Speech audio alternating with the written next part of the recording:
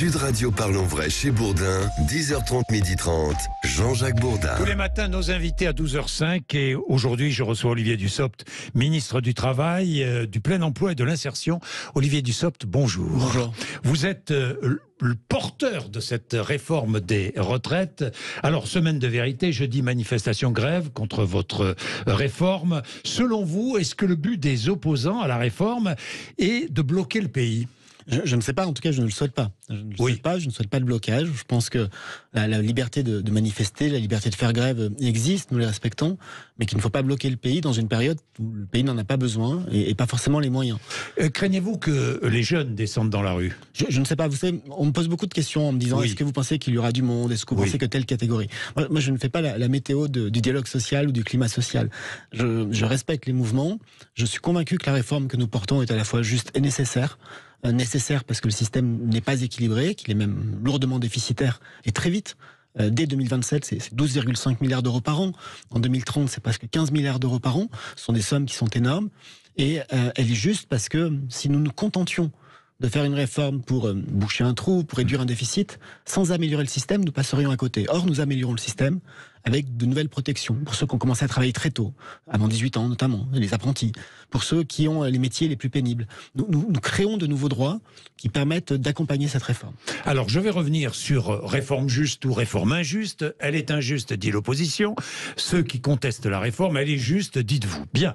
Dans les transports, les raffineries, l'énergie, la fonction publique et ailleurs, il y a des mouvements annoncés, de forts mouvements annoncés. Est-ce que le gouvernement est prêt à durcir la loi sur le service minimum ? Ça n'est pas un débat que nous avons ouvert aujourd'hui. Nous faisons les choses dans l'ordre de priorité. Oui, mais est-ce que... Moi, j'entends qu'un certain nombre de nos concitoyens considèrent ne pas pouvoir bouger, ne pas pouvoir vivre à cause ou du fait de telle ou telle expression.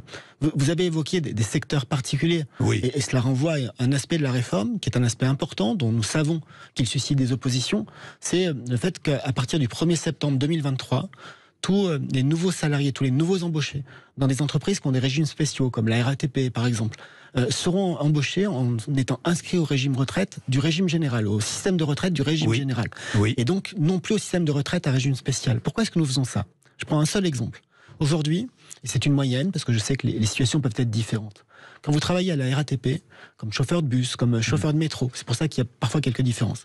Vous partez en moyenne à 56 ans et 10 mois. Si vous êtes chauffeur de bus ou chauffeur de métro à Lyon, à Bordeaux, à Marseille, vous faites le même métier, dans les mêmes conditions, avec quasiment les mêmes équipements, vous partez à 62 ans. Pourquoi est-ce qu'il y a tant de différences ? On sait que les régimes spéciaux sont une forme d'héritage, mais donc nous souhaitons aussi rétablir de l'équité. Je partirai à 64 ans et à Paris, je partirai à 2 ans.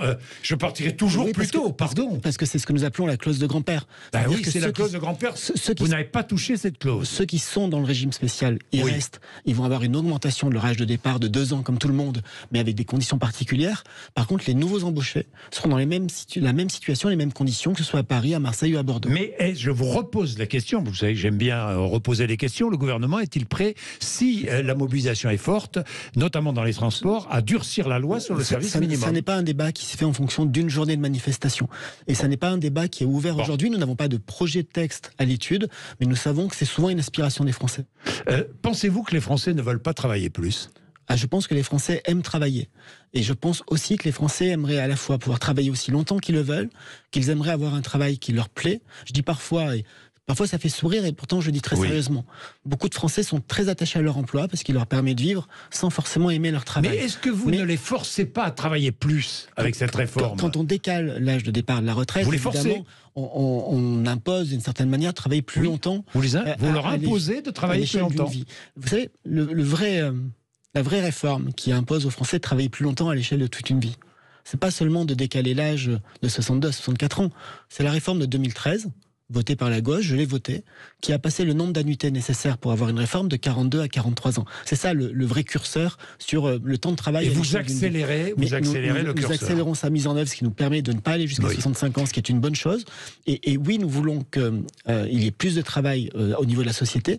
Plus de travail, c'est travailler un peu plus longtemps, en faisant attention à ce que l'effort soit justement réparti. C'est comme ça qu'on tient compte des carrières longues ou de la pénibilité. Plus de travail, c'est aussi être plus nombreux à travailler. Le chômage baisse, tout le monde en est content, c'est une bonne chose. mais plus nous serons nombreux à travailler. Et si en plus nous travaillons un peu plus à l'échelle d'une vie, ça permet d'équilibrer le système de retraite et ça permettra à nos enfants et à nos petits-enfants d'en bénéficier aussi. Alors, cette réforme va passer dans le cadre d'un projet de loi de financement rectificatif de la sécurité sociale. Cavalier législatif, dit l'opposition. Si pas de majorité, que faites-vous ? Alors, d'abord, ce n'est pas un cavalier. La réforme que je porte, que nous avons présentée avec la Première ministre, est une réforme dont l'immense majorité des dispositions relèvent du financement de la sécurité sociale. Donc, c'est normal de passer par un projet de loi de financement de la sécurité sociale. Ça permet d'avoir un débat sur les bonnes dispositions. Et je pense qu'il y aura une majorité.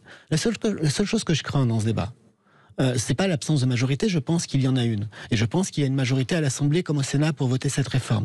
Ce que je crains, c'est que nous ne puissions pas aller au bout du débat à cause d'une seule chose. 15 jours de débat. C'est 20 jours même. 20 jours même. 20 jours à l'Assemblée, puis 15 jours au Sénat. Ce que je crains, c'est qu'une partie de l'opposition, je pense à la France Insoumise, ne fasse pas de débat, mais de l'obstruction. La présidente du groupe France Insoumise a dit « Nous allons déposer 150 000 amendements ». Quand vous déposez 150 000 amendements, ça revient à déposer des amendements sur à peu près tout et n'importe quoi. J'allais dire sur le sexe des anges, mais on n'est pas loin de cela. Et si vous bloquez le débat par 150 000 amendements, il faut 5 à 10 minutes par amendement. Vous imaginez ce que ça représente. Dans ce cas-là, vous ne pouvez pas aller au bout des choses. Moi, je préfère un vrai débat politique, de fond, autour de propositions, éventuellement évidemment de contre-propositions, plutôt que de l'obstruction comme certains nous le promettent. Alors, est-ce qu'il y aura des mesures budgétaires nouvelles ? Est-ce qu'au cours du débat, le gouvernement va accepter de nouvelles mesures budgétaires ? Vous savez, nous avons déjà fait ce pas-là, nous l'avons fait à 2 reprises. D'abord, la réforme que nous portons... Attention, dit le ministre Le Maire. Laissez-moi aller au bout, vous allez voir et peut-être même être rassuré. Bon. La première chose, c'est que nous avons, au mois d'octobre, novembre, avec la Première ministre, avec le Président de la République, nous avons décidé de faire des concertations supplémentaires. Le projet que nous avons présenté avec la Première ministre, il y a 10 jours maintenant, 8 jours, est un projet qui est différent de celui d'il y a 3 mois, parce que les concertations menées avec tous les syndicats, ils sont tous venus, même les plus contestataires, avec toutes les organisations patronales et avec les groupes politiques, tout cela a permis d'améliorer le texte et de préciser des choses sur la pénibilité, les carrières longues ou encore le minimum de pension. Donc nous avons déjà modifié notre texte. Depuis la semaine dernière, nous avons entendu ce que nous demandent les députés de la majorité, les députés du groupe Renaissance, les députés du MoDem, d'Agir, mais aussi d'Horizon, mais aussi les députés du groupe républicain. Ils nous ont dit la retraite minimum à 85% du SMIC, c'est une bonne chose, mais il faut que ça profite aussi aux retraités actuels qui ont cotisé toute leur vie, qui ont eu une carrière complète. Nous le faisons et nous modifions notre texte. Je vais y revenir sur la retraite minimum. Je vais revenir, Olivier Dussopt. Mais un mot sur le fonds de réserve pour les retraites. Il y a combien dans les caisses aujourd'hui ? Aujourd'hui, quand on additionne le fonds de réserve du régime général et l'ensemble des réserves des régimes autonomes et des régimes complémentaires, c'est autour de 130 à 150 milliards d'euros. On ne peut pas se servir de cet argent pour financer le système de retraite par répartition. D'abord, cet argent n'appartient pas entièrement à la sécurité sociale ou à l'État. C'est vrai. Je vous suggère, je le dis avec le sourire, d'aller voir le régime autonome des avocats ou des médecins libéraux et de leur dire qu'on va utiliser leurs réserves pour financer le régime général. Je ne suis pas sûr qu'ils soient d'accord. Et surtout, il faut avoir l'ordre d'idée des choses. Lorsque nous sommes sur un fonds de réserve avec quelques dizaines de milliards d'euros pour le fonds de réserve du régime général, et qu'on envisage, c'est pas nous qui le disons, c'est le Conseil d'orientation des retraites, un déficit de 15 milliards d'euros par an dans 6, 7, 8 ans, et 15 milliards d'euros chaque année. Un fonds de réserve de 60, 70 milliards d'euros, c'est 4 ans, c'est 5 ans. Ça ne va pas chercher très loin à l'échelle d'un système de protection sociale. Est-ce que la CRDS va disparaître ? Et la CRDS a été prolongée. Elle a été prolongée non pas pour financer les retraites, il ne faut pas mélanger les sujets. Elle a été prolongée... Il était prévu qu'elle disparaisse. Il était prévu qu'elle disparaisse, elle a été prolongée à plusieurs reprises. Et pourquoi est-ce qu'elle a été prolongée jusqu'en 2034 de mémoire ? C'est lorsque j'étais ministre des Comptes Publics que cela a été fait. Parce que nous avons un système de sécurité sociale qui, y compris pour faire face à la crise du Covid, y compris pour financer les efforts en matière de médecine, en matière de prise en charge d'indemnités journalières, en matière de réponse au Covid, a creusé un déficit important, et que la meilleure façon de revenir et d'assumer, de rembourser, d'amortir, je trouve le terme exact, cette dette, c'est de prolonger un prélèvement qui existait déjà. Alors, Olivier Dussopt, devoir cotiser 44 ans quand on a 20 ans pour toucher une retraite pleine, est-ce un progrès social ? Apprendre que l'on va devoir travailler un an de plus à 2 ou 3 ans de sa retraite, est-ce un progrès social ? Certains devront cotiser 44 ans au lieu de 43, est-ce un progrès social ? Vous parlez de ce qu'on appelle les effets de seuil. Oui. Alors, je vais être très clair, très, très direct. Quelqu'un qui commence à travailler à 20 ans tout pile et qui commence aujourd'hui à 20 ans tout pile... devra cotiser 44 ans. Devra jusqu'à 44 ans. Mais aujourd'hui, dans le système tel qu'on le connaît depuis 10 ans, Vous avez des hommes et des femmes qui ont commencé à 19 ans tout pile, à qui on demande 42 années de cotisation pour avoir leur retraite. Sauf que la retraite est à 62. Ils travaillent déjà un an de plus par rapport à la norme. Ils travaillent déjà 43 ans plutôt que 42. Personne ne s'en est soucié. Ce que je dis là, c'est pas pour dire tout va bien. C'est pour dire que des effets de seuil, selon les dates d'entrée en vigueur... Qui ne sont pas des progrès sociaux. Selon les âges que l'on retient, peuvent avoir des conséquences, il faut le dire. Et je prends un dernier chiffre, pardon, parce que vous savez que j'aime bien ça, les chiffres. Mais actuellement, nous avons 650 à 700 000 personnes chaque année qui partent à la retraite. On en a 4 sur 10 qui partent avant l'âge légal parce qu'il y a de la pénibilité, parce qu'il y a parfois malheureusement de l'incapacité physique et des consignes de médecins, parce qu'il y a des carrières longues. Mais sur ces 650 à 700 000 personnes qui partent à la retraite chaque année, vous en avez en moyenne 180 000 qui partent avec plus de trimestres qu'il n'en faut. Parce que les effets de seuil que l'on décrit, ceux que vous pointez pour la génération qui a 20 ans et qui commencerait, ils existent déjà et ils existent avec tout système de retraite. Donc moi, je ne suis pas là, je vous le dis, pour dire tout est absolument merveilleux, mais pour dire que nous faisons d'abord de notre mieux pour réduire les écarts. Sur les carrières longues, j'y reviens parce que j'y tiens, mais en faisant en sorte que ceux qui ont commencé à travailler avant 16 ans puissent partir avec 6 ans d'avance, 4 ans pour ceux qui ont commencé avant 18 ans, 2 ans pour ceux qui ont commencé avant 20 ans, on fait en sorte que ceux qui commencent à travailler tôt n'aient pas à travailler plus longtemps que ceux qui commencent à travailler tard pour avoir droit à une retraite à taux plein. Alors, retraite minimum, 85% du SMIC net. C'est 85% du SMIC net, mais c'est une retraite brute. Mais ça ne fait pas 1 200 €, hein, vous le savez. Ça fait 1150 € aujourd'hui. Oui. Mais nous savons aussi, parce qu'il y a de l'inflation d'ailleurs, que le SMIC va augmenter et qu'à la fin de l'année, on sera autour de 1 200 €. Et ça me permet, votre question et votre remarque est juste, de préciser une chose. En 2003, vous savez, il y a 20 ans, dans la loi, tous les parlementaires réunis ont voté un principe disant la nation se fixe comme objectif que les retraites pour une carrière complète soient à 85% du SMIC. Personne n'a jamais rien fait. Parce que le principe a été voté, tout le monde s'est donné bonne conscience en votant le principe, sans prévoir le mécanisme. Dans la réforme que je présente, et que nous portons avec la Première ministre, il y a un mécanisme qui dit que si vous prenez votre retraite en décembre 2023, et que vous êtes éligible au minimum de retraite à ce nouveau système de protection, vous aurez 85% du SMIC en fonction du montant du SMIC de décembre 2023. Mais avec le mécanisme que l'on met en place, si vous prenez votre retraite en 2027, en 2030, en 2032, le jour où vous partirez, si vous êtes éligible à ce minimum de retraite, entre parenthèses, je souhaite à tout le monde d'avoir plus. Ça veut dire qu'on a mieux travaillé dans sa vie. Et on a eu un meilleur salaire que le SMIC. Mais ça sera le 85% du SMIC en fonction du montant du SMIC à la date où vous partirez. Et donc c'est une protection. Oui, c'est une protection à condition d'avoir eu une carrière pleine. À condition d'avoir eu une carrière complète, ce que nous avons toujours dit. Carrière complète. Alors que les femmes, par exemple, qui sont les plus souvent touchées par les carrières hachées, vous le savez bien. Eh bien, je vais vous apporter un élément de réponse. Alors, allez-y. Dans le nombre minimum de trimestres à valider et à avoir pour avoir droit à ce minimum de pension, nous allons faire des choses qui n'ont jamais été faites jusqu'à présent. Alors quoi ? Nous allons par exemple intégrer certains trimestres de congés parentaux. Et souvent, la cause des carrières hachées chez les femmes tient à la question de la maternité. Très important. C'est quelque chose qui c'est peut-être un peu inaperçu, mais qui est très important, effectivement. Et ces trimestres, alors, pardon, c'est un peu technique, mais on appelle ça les trimestres cotisés au titre de l'assurance vieillesse pour les parents au foyer. Nous allons en tenir compte à la fois pour le calcul du droit au minimum de pension pour des gens qui auraient une toute petite retraite. Nous allons aussi en tenir compte pour le calcul du droit au départ anticipé pour carrière anticipée. Oui, 44% des femmes partent avec partent à la retraite avec une carrière incomplète. Oui, et le système que nous prévoyons... Est-ce que vous améliorez 44%? C'est énorme. Alors, je ne dis pas que nous améliorons la situation des 44%, parce que les dispositifs ne sont jamais parfaits par définition, et il ne faut jamais faire croire que c'est parfait. Par contre, le système que nous proposons, avec ce système de calcul de pension minimum pour une carrière complète, les modalités, je n'entre pas dans la technique du minimum contributif majoré, tout ce que nous allons mettre en place, ça va permettre de mieux protéger des hommes et des femmes qui ont eu ce qu'on appelle une carrière hachée, avec ici ou là une année d'arrêt pour un projet parental, pour un problème de chômage ou de période intermédiaire entre deux emplois. Et donc nous essayons, je dis bien nous essayons parce que je sais que ça va marcher.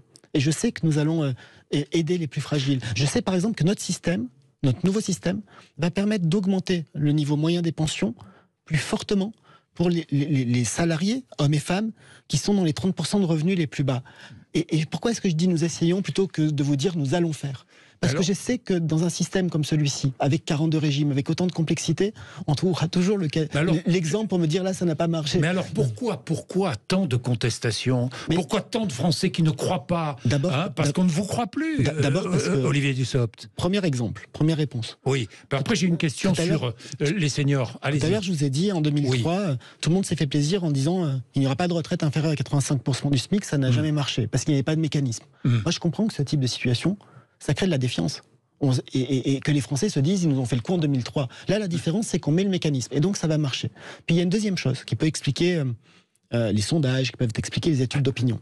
C'est que la retraite, c'est quelque chose d'assez angoissant parce que c'est très intime.